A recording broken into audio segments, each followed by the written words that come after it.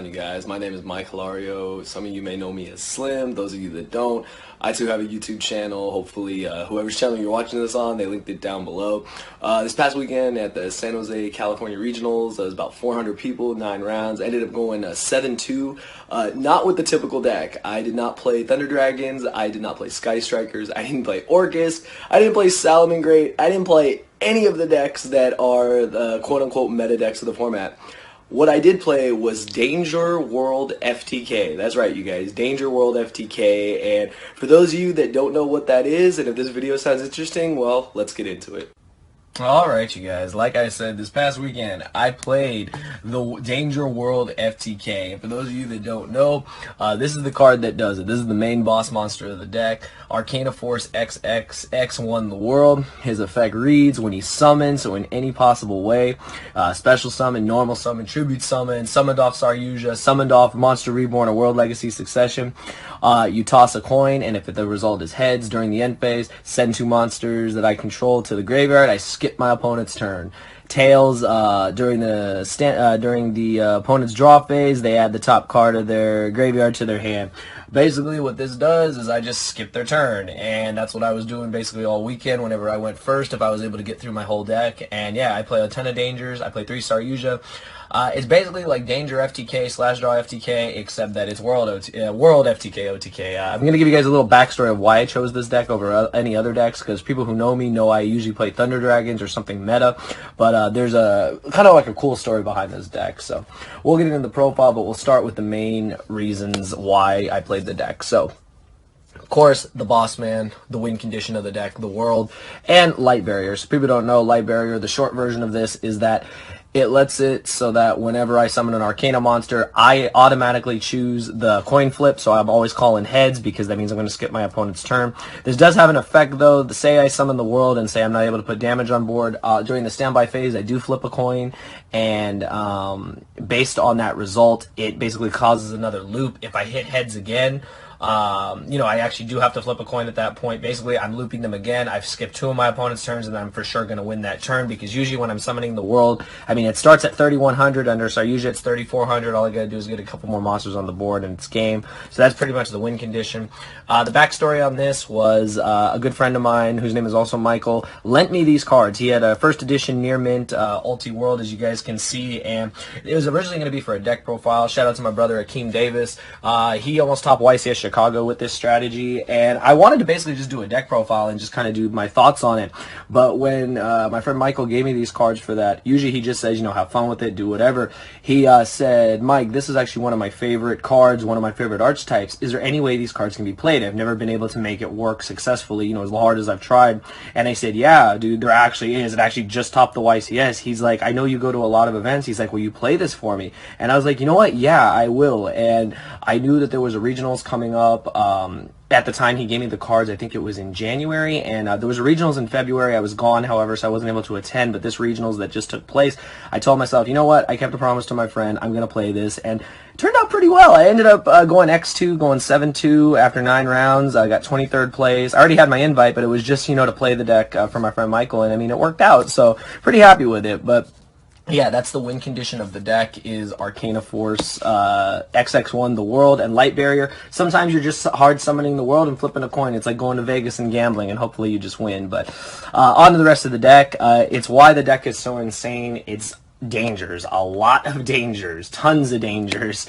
We're going to start with, of course, the 9 best ones, Nessie, Jackalope, Snake. You guys have seen these cards before. Basically, this deck just puts a bunch of monsters on the board, makes a Saryuja, and, just draws through the whole deck. We have a ton of draw cards. There's a card that's actually in my deck that no one was playing yet in this deck, and I have more shoutouts as the video progresses, but I talked to several people about this deck, and I ended up deciding on this list, and I'm really, really happy with it. But, yeah, so the 9 best dangers, and then the 2 4s, the Chupacabra, and the Mothman. So these are actually extremely important, because this is one of the only decks that can still hard play Azathoth, because you make a Nyarla, and then you just put Azathoth on top. And when you put Azathoth on top, it means no hand traps. It means my Curious, my Saryujas, my Beginning of the End, my Allures. All my draw cards are going to resolve, and you're not going to be able to respond to them. And that's enough to win the game. Like, honestly, it's enough to win the game. And also, like, just extra bodies on the board is just really, really solid. And Yeah, I played the 4s, and then I played the 8s. I played 2 Bigfoot, 2 Thunderbird, and 2 Ogopogo. So it's actually a total of 21 dangers. I did not play Dogman. That card is trash. I'm sorry. I wanted to play that card. Originally, I had like 1 copy in here, and then I realized, no, this card sucks. Like, it literally does nothing for me going first. Originally, I remember Akeem was playing 3 of it, and he was playing Draco Sack, and originally I was trying that, but I didn't like it. It didn't feel consistent enough to me to put, to put 2 piece of crap monsters on the board, make a Draco Sack, make some tokens, and then try to link into Saryuja. I figured I want these level 8s because they all do something. This pops a face up, this pops a face down, this is like a Foolish Burial, so this fuels beginning of the end. This with Twin Twister is broken, this with Twin Twister is broken, and also with the spell card, that one of the draw cards that's in my deck, yeah, it just made these cards insane. So these are all the dangers I played. It was 21 danger monsters, 21 upstart goblins, because Konami didn't want to hit any of them, so there's that. And then the support cards, 3 Brow. This card is nuts. I love Dark Worlds to death. I still have my ulti Brows that a friend of mine gave me in college. Shout out to you, Nanigans. I know you don't play the game anymore. I don't really hear from you much anymore, but I miss you, bro, and I always will keep these for you. So I had to play my ulti Brows. Never getting rid of these. These were my bays. And then I saw this card like it was my job, the 1 Sky Blaster. The reason why I saw this card so much is because I draw through my whole deck. Like, I'm drawing through my whole deck so much, and my opponents will waste hand traps, and then I'll Azathoth them, and then, yeah, summon Sky Blaster, summon tokens. They're just like, it's a one of. I'm like, yeah, I drew like about 20-something cards out of my deck. I'm probably going to see it. So, yeah, this card at 1 is still absolutely insane in this deck. And then one of the other MVPs was Blackwing Zephyros the Elite. Shout out to my boy Charles. He hooked me up on the Ultra literally at the last minute. I was going around the regionals like a madman asking for a Ultra Zephyros, and everyone looked at me like I was insane. I probably asked like 80 people. I'm not exaggerating. I went through around the whole hall, and my boy Charles, who's been playing the game just as long as I have, actually had one of these. So shout out to you, brother. Thank you for hooking me up on this. This card was very, very good. This card's extremely important for the deck because it lets you reuse dangers. It lets you reuse the world. Like, say you summon it early, and say you get tails, that kind of sucks. So what you do is you bounce the world back to your hand, and then you do this again, make another Saryuja special again, and you try again. You try again to get heads, and this card lets you do that. It's also a 4 for the Nyarla Azathoth play, so that's really solid. And then just the One-Shot All Beast. It's like another Brow, lets you draw a card if it's discarded off dangers. All these cards are amazing to be discarded off dangers. So that's it for the monster count. It should be 28 monsters. And then 12 spells. You guys already saw Light Barrier. But the most broken card in my deck. Yeah, this card says draw 3, beginning of the end. Shout out to my boy Monty, a.k.a. Black Bay, for hooking me up on these. Because, man, no one had these. Ulti First Ed, beginning of the ends are really hard to come by. But I knew my boy could come through for me, and he did. And man, this card literally just says draw 3. You have 7 or more darks, banish 5, draw 3. Not once per turn. I mean, it's broken. Like, it's literally broken. And it's so easy to get 7 darks in your deck when your entire deck, when 27 out of the 28 monsters is dark, and you're just, drawing, discarding, doing so much. And yeah, this card is nuts. Like, this is the reason to play Dangers, is beginning of the end. And yeah. And then 3 Allure, I mean, same thing. My whole deck is dark, so just draw through the whole deck.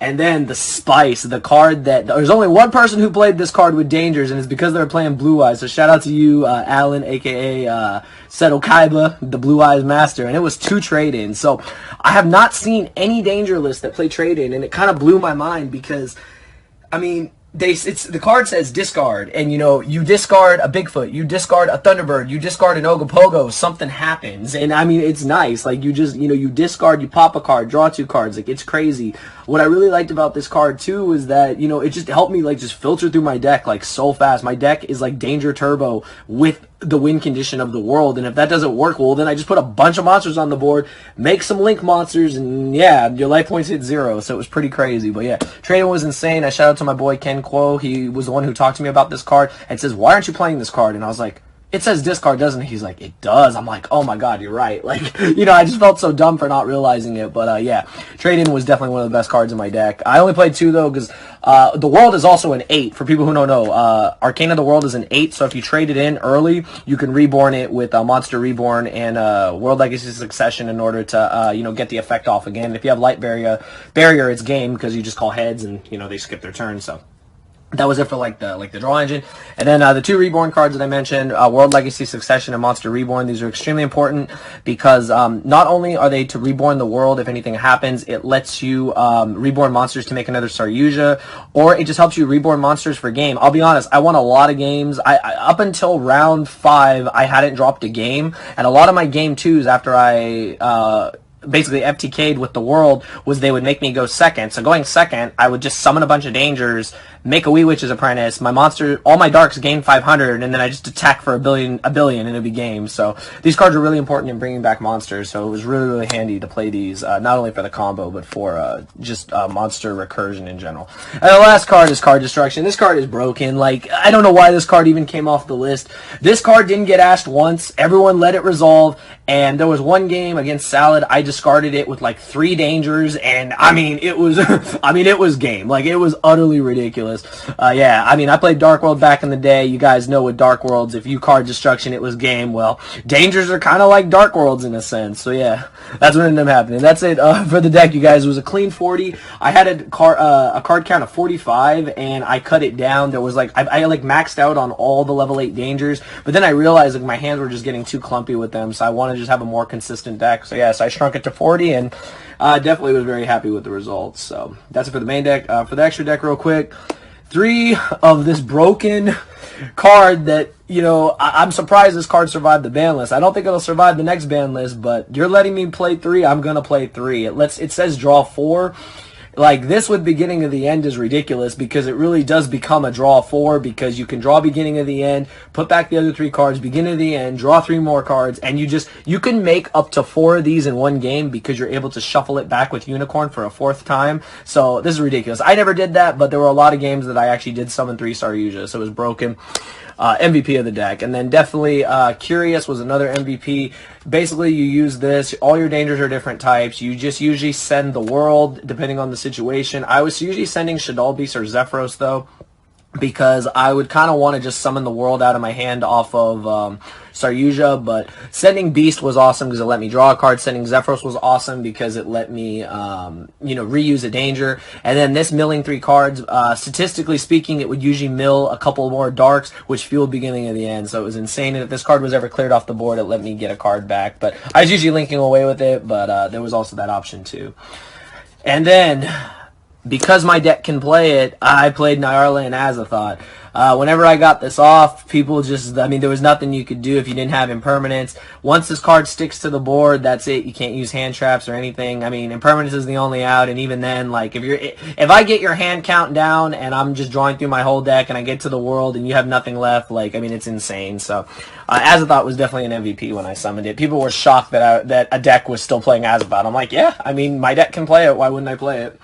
Then on to the Link monsters. Link Spider, that's for the Sky Blaster tokens. 1 Space Insulator. This card is really, really good in this deck because you can just make it with the Sky Blaster tokens, and that's really handy because not only is it a dark for beginning of the end, but it also just helps you set up curious plays. It helps you it just helps you link climb, and I really, really like that. And then without a doubt, I underestimated this card, and I was so wrong. This was I'll be honest, after Saryuja, I think this was the best card in my deck. Whenever I went second, I was never summoning Saryuja. I was always summoning this. I was summoning this and just putting a bunch of monsters on the field that are all dark because my whole deck is dark and just attacking my opponent for game. It didn't matter. I just ripped fields apart with like nightmares and then linked away into dark monsters, and then this gave them a 500 boost. I played against a Trickstar guy, really cool guy, round 4, and game 1, like literally he had put stuff up, and then I literally summoned Wee Witch. I didn't even get the world off during either of those games. I literally just did the same thing of summoning Wee Witch. A bunch of monsters just attacking per game. All his Trick Stars lost 400 because they were light, and it was game. It was insane. So, man, if you're playing a Danger deck, this is like the best card. Like, it's insane. It's really insane. I never thought I could find a deck that could really utilize this, but man, this card is insane. And then the Nightmares, I played Cerebus, Phoenix, Unicorn, and Griffin. I played all of them because they're just good. They're utility. They let me draw cards, and they're just all really good. Being able to pop, being able to spin stuff, really good. Also, this being dark is super important with Wee Witch's Apprentice. It goes to 27. That's pretty big. And then Griffin, I don't actually think I want to say I maybe summoned it once. The plan with it was, if I milled Light Barrier and, I needed to resolve the world and I needed heads to resolve, as convoluted as it sounds, the play was to summon Griffin, set the Light Barrier from my graveyard into the field zone, and then shuffle it back with Unicorn, and then hope to draw it and activate it again. It sounds complicated. It's actually not that complicated, but it was just there as another option. And Griffin's effect is actually pretty good. And then the Borals to round out the extra deck. I didn't summon this card until the very last game during the very last round of Swiss, and it won me the game flat out because I thought I lost.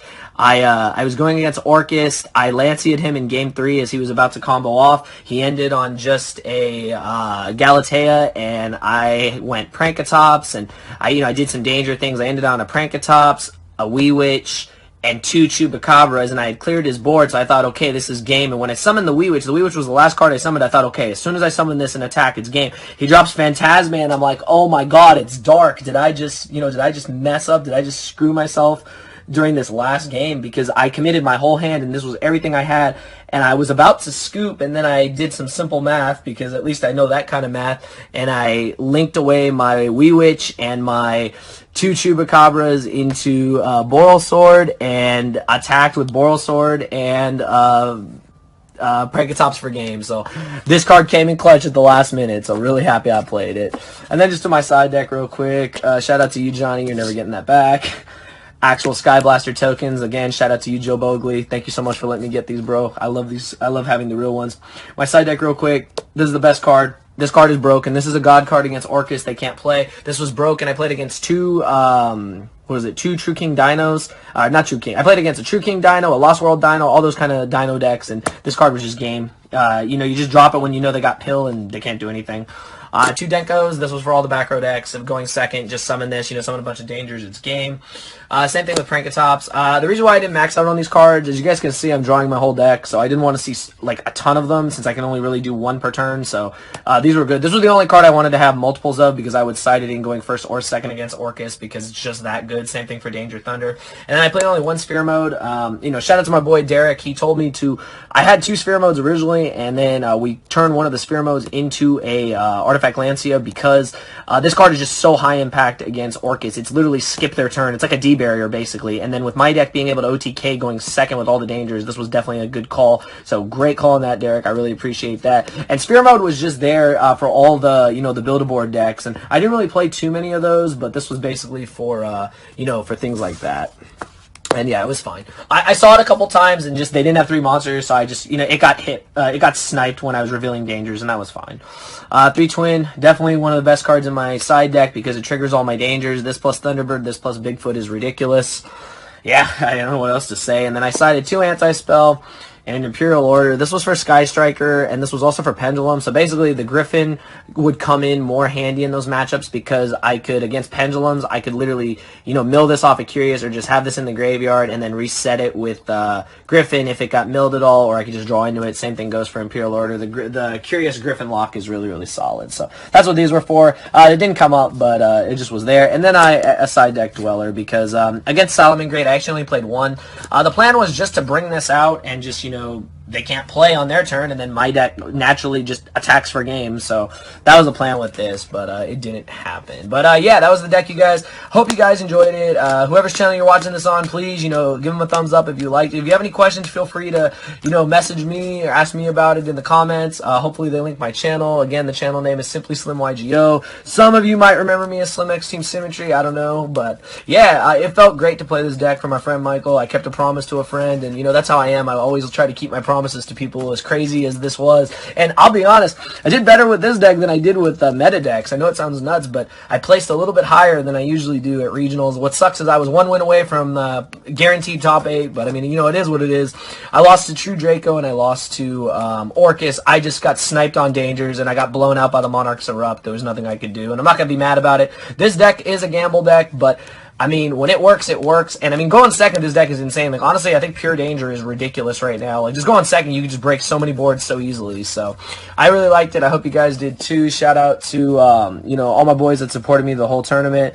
Shout out to Golden Goats, all our sponsors and everything. And yeah, again, shout out to Akeem Davis at the Grown Man Table. You already know. Joe Bogley.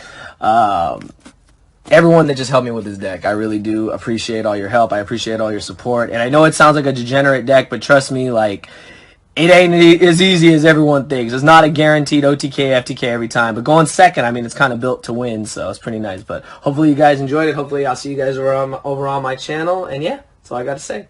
Thank you for watching. It can't control it! Dark Phoenix rises! Open right now. Hades Gate. How clumsy. Burn in the flames! I've destroyed whole planets, so what chance have you got?